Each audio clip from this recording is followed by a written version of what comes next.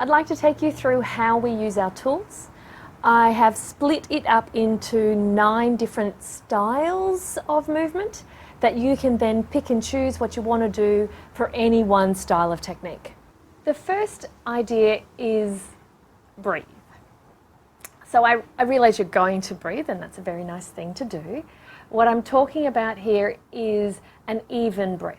If you find that the sensation is too much and you're finding yourself holding on to your breath, then pull back so you can find that space and find the depth that you need at the right time at that moment. The second idea is long movements. So this is allowing you to explore what's going on and really gives you a bit of an idea of what's going on for you that day. If it is a longer movement, we inherently are able to have less weight going into it. We find that we will move faster and lighter. And so this gives us just a bit more of an idea of just checking out the situation. From there we can go into the third movement. So the third movement is shorter. So inherently when you do shorter movements, say 1-2 centimetres, you find yourself putting a little bit more weight in and you can really kind of get into those spots. There is also an extra trick that you can do with tools that have cords or some level of connection. So normally we're relying on just the gravity, and so then the direction from up to down, as that's the load that we are pushing against. What we can do with cords, so we've got a knot here and then the ball, we can now change the direction. So say I find a little spot that's good but just not quite there. Now I can change, not just push down, but I can then change the direction of the cord and then therefore change the direction of the force as well. This next idea is called mobilizing. So normally we would be trying to, or using the balls or our massage, when we are getting a massage, massaging the tissue, the soft tissue. Here we're talking about allowing the joints and the bits of our body to kind of move around it. So in this instance, I've got a ball underneath my feet and I can mobilize my toes and therefore those joints by moving around it. So this is particularly useful for the spine, but there are definitely other parts of our body that this joint massage is very useful for. This next concept is a slightly bigger one. So this is the idea of adding leverage. So this is progressing or regressing any one movement depending on how much weight or body parts you put over it.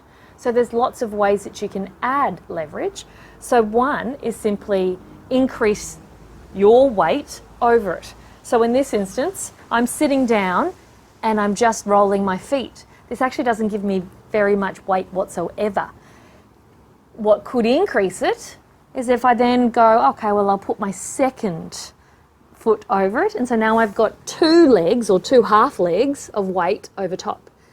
I could go even bigger and say I'm sitting on a seat, and so now I can push down with more of my weight, or even better for me, stand up.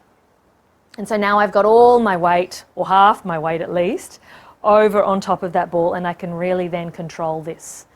So this can be, depending on the kind of tissue you have, it may be a little bit too much. So it's nice to be able to kind of work up to the level that's useful for you at that point. For the last ways to use these tools, I'm going to use our doubler, our larger ball, on hamstrings. So I've got a hard surface, and in this instance, because my hamstrings go over 2 joints, I want to be raised up so that the joint, one of the joints at least, is bent and the tissue is softer to work in. So let me put the ball underneath where I want to work.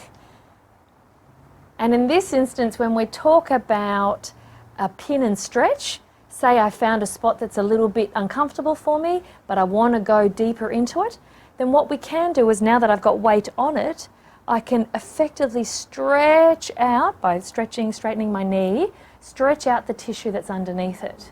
So this can certainly be a little uncomfortable if this is a spot that's tender for you. So it's sort of a level 3 style movement. But if that's what you want, then it can be a really great way to increase the load on that one spot. This next movement looks very similar, but actually the action is different. The action you're taking is different. So PNF stretching is something that you probably have heard of before. So proprioceptive neuromuscular facilitation is what it stands for. But previously when we spoke about the pin and stretch, the movement was effectively coming from my quads. In this instance, it's now the opposite direction. I'm now wanting to push down on my hamstrings. Yep, so using the tissue that I'm trying to work at, and then softening again. And pushing down again, and softening again. So now, you may not be able to see it, but there was a level of activity in my hamstrings that allows a softening once that's released again. The final idea is called proprioception, and this is to give you a bit of an idea of letting your body feel how it feels. So this is more about when the balls are, say, underneath your back or underneath your abdominals, and being able to feel the position of the balls as you're doing other movements. The other way that you can look at this is, once you've done a movement, move the balls away, stay in that position and feel what it feels like without the balls underneath. So starting to get a bit of an idea of an awareness of what's happening in your body as you're using the tools before, during and after. I hope this is helpful, and please let me know if there are any ideas or questions that you have. I'd love to hear them.